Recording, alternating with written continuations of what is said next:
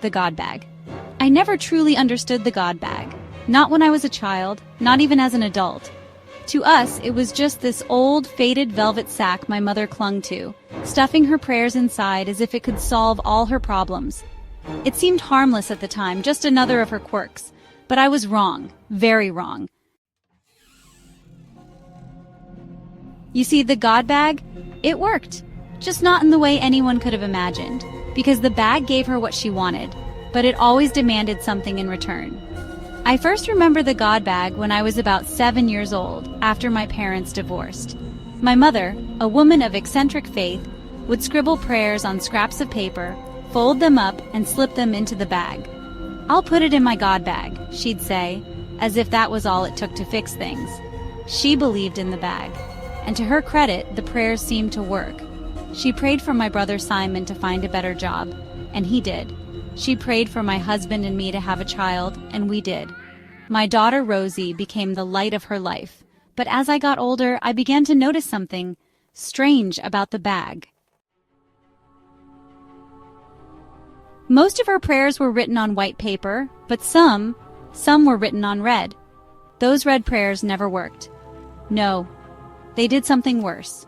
When she prayed for her dog, Cosmo, to stay healthy, he was hit by a truck the very next day. When she prayed for her best friend, Annabeth, to recover from her stroke, Annabeth's condition only got worse. It was as if the bag demanded sacrifices for every wish it granted. The white prayers gave her what she wanted.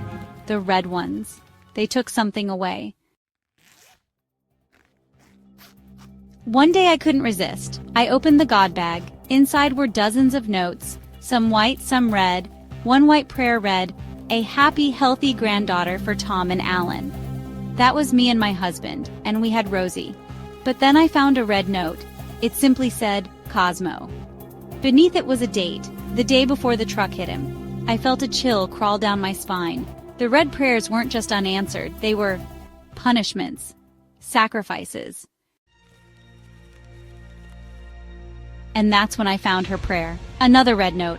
My daughter's name, Rosie. My breath caught in my throat. Why would my mother write Rosie's name? Before I could process it, my phone buzzed. It was my husband, Alan. He was sobbing. I couldn't make out his words, but I heard one name clearly, Rosie. Panic gripped me. My mother looked at me, clutching the God bag like it was her lifeline. And in that moment, I understood.